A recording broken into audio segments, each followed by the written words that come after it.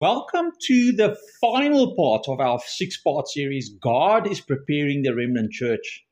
If you're joining us for the first time, I encourage you to begin with part one. Each episode builds intentionally, helping us grasp how God is preparing His faithful church for the days ahead. This series was inspired by a prophetic word shared earlier this year by Reverend Dr. Alistair Petrie, a call for the body of Christ to awaken, prepare, and stand resilient in these challenging times. So let's quickly recap. In part one, we introduced the rise of the remnant church, which is God's faithful ones rising in unity while much of the broader church compromises and declines.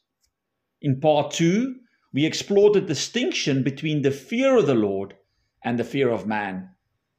Part 3 revealed the erosion of biblical truth and the neglect of prophecy, whilst in part 4, we were encouraged to deeply study the Word of God and the need for genuine discipleship.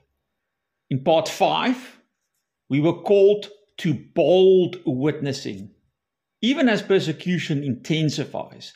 Today, in part 6, we close with two essential themes for this hour. Firstly, an increasing awareness of the spiritual battle, resisting distractions from what is only physical or visible. Secondly, a deeper commitment to prayerfully seek the Lord's will in everything.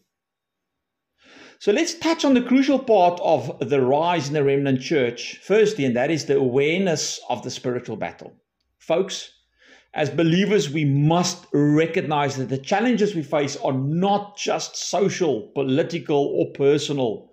They are spiritual at the root. 2 Corinthians 10, from verse 3 through to 5, reminds us, "For though we walk in the flesh, we are not waging war according to the flesh. We destroy arguments and every lofty opinion raised against the knowledge of God, and take every thought captive to obey Christ." We simply cannot fight spiritual battles with carnal weapons, my friends. The real war is for our minds, our convictions, and our obedience.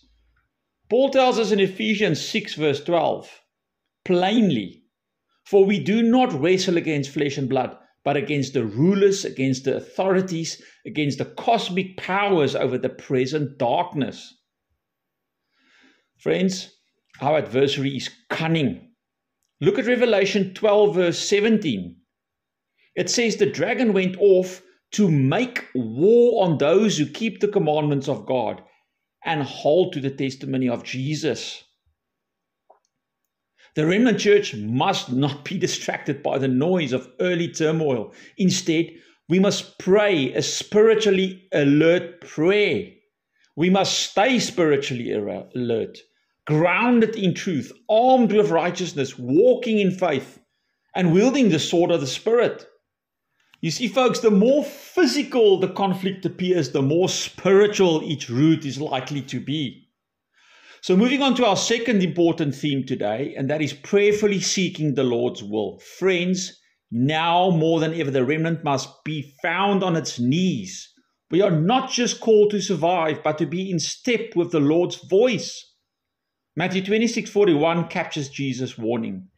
"Watch and pray that you may not enter into temptation.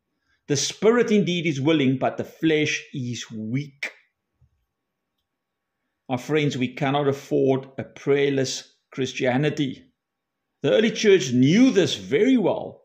Acts 2 verse 42 says, "And they devoted themselves to the apostles' teachings and the fellowship, to the breaking of bread and the prayers." They weren't casually praying. They were devoted, continually seeking God's will, guidance, and power. Colossians 4 verse 2 exhorts us. Continue steadfast in prayer, being watchful in it with thanksgiving. You see, folks, prayer is not just communication. It's where spiritual battles are won. It's where direction is received, hearts are aligned, and the remnant is strengthened.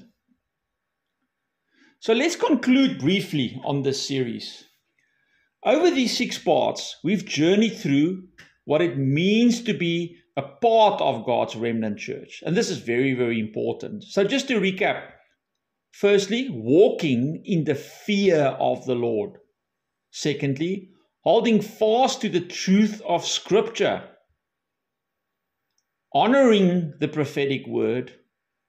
Making disciples. Witnessing boldly. Standing firm under persecution. Staying alert to the spiritual battle. And finally, seeking the Lord's will with urgency and devotion.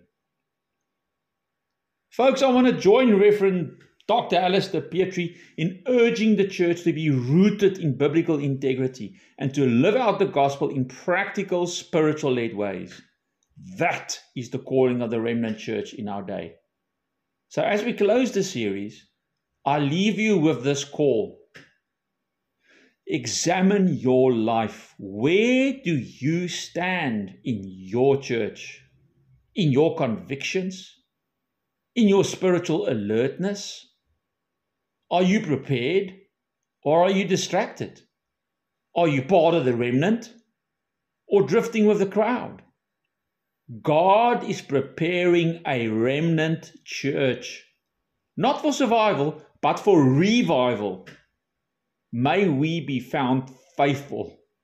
Thank you for journeying with me. Until next time, this is Pastor Jacques imploring you to stand firm, watch, and pray. May the Spirit of God lead you deeper into His purposes for His hour. Shalom.